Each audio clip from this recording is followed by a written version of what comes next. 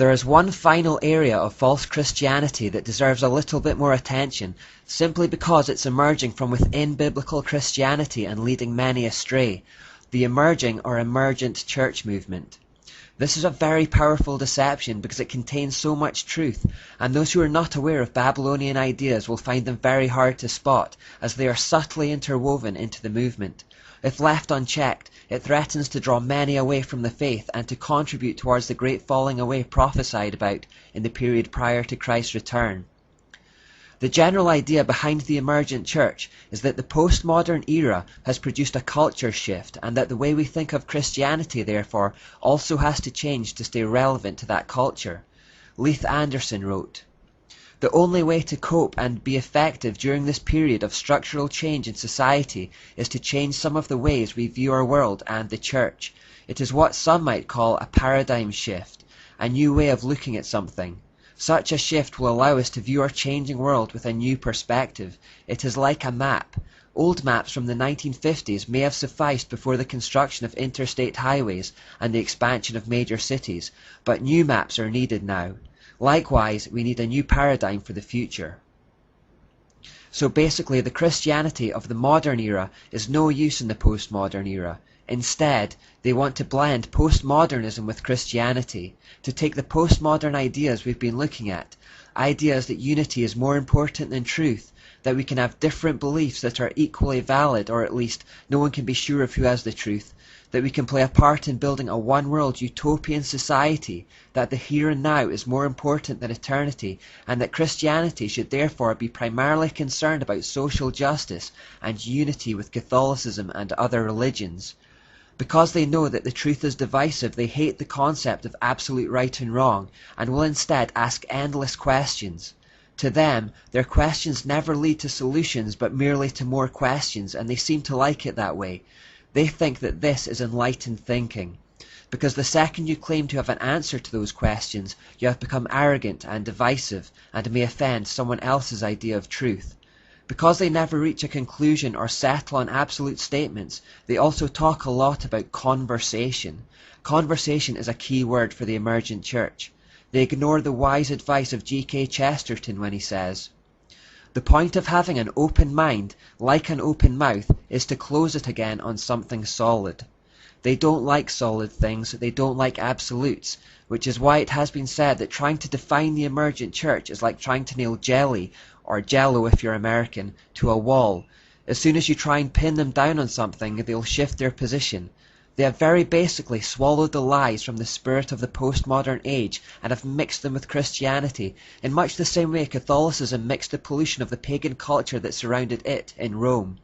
Catholicism partly did this to make the Christian message more palatable to the pagan culture, and the emergent movement is doing much the same thing, watering down or removing the truth altogether to create unity with the world. The whole emergent movement can be traced back several decades, but it really picked up speed in the mid-1990s. Mark Driscoll, the pastor of Mars Hill Church in Seattle, was involved in the movement in those days. He says, "In the mid-1990s, I was a young church planter trying to establish a church in the city of Seattle when I got a call to speak at my first conference. It was hosted by Leadership Network and focused on the subject of Generation X. Out of that conference, a small team was formed to continue conversing about postmodernism. By this time, Leadership Network hired Doug Pagitt to lead the team and organize the events. He began growing the team, and it soon included Brian McLaren.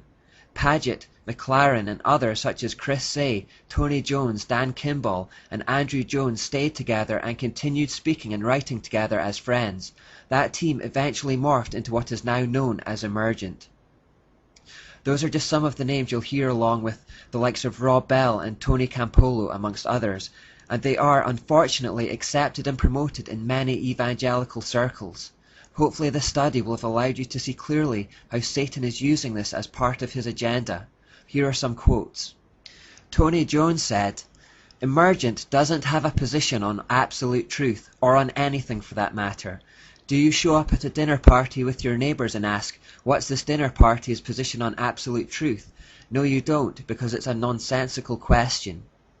Tony Jones again said, "This is actually about changing theology. This is about our belief that theology changes, the message of the gospel changes, it's not just the method that changes.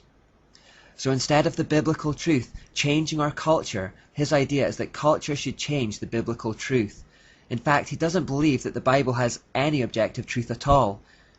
So we must stop looking for some objective truth that is available when we delve into the text of the Bible. Brian McLaren repeats this idea when he says, "Let me offer 10 suggestions for reclaiming the Bible for contemporary readers. Drop any affair you may have with certainty. None of us can be certain of anything, and the Bible can be interpreted any way an individual likes, and who is to say which interpretation is correct? The truth can't be known. This means that everyone is free to do exactly what they like and to adapt the Bible to fit with their individual concepts of truth." Rob Bell backs this up when he says, "Anytime someone makes you feel guilty about how you are living, that is part of the old system." What Rob Bell is effectively saying is to let each other do what they want to do. He is in fact promoting the satanic maxim, "Do what thou wilt shall be the whole of the law." Tony Jones in fact recommended ripping out parts of the Bible that would oppose this worldview, at least temporarily, when he said, "Maybe some evangelicals should tear the book of Romans out of their Bibles and read a Romans-free Bible for a few years. Then they can paste it back in." Josh Reich talks about globalism and embracing Babylonian mysticism when he says, "Some of the values of the emerging church are an emphasis on emotions, global outlook, a rise in the use of arts, and a rise in mysticism and spirituality." These words are dripping with the spirit of the age, and you should clearly be able to see from the study how they are designed to draw Christians into the New World Order by causing them to abandon biblical truths with a new type of Christianity that is more earth-centered, embraces other faiths and ideas of truth, and which promotes the idea of contributing towards the man-made utopia. We'll look some more at this in the next couple of parts.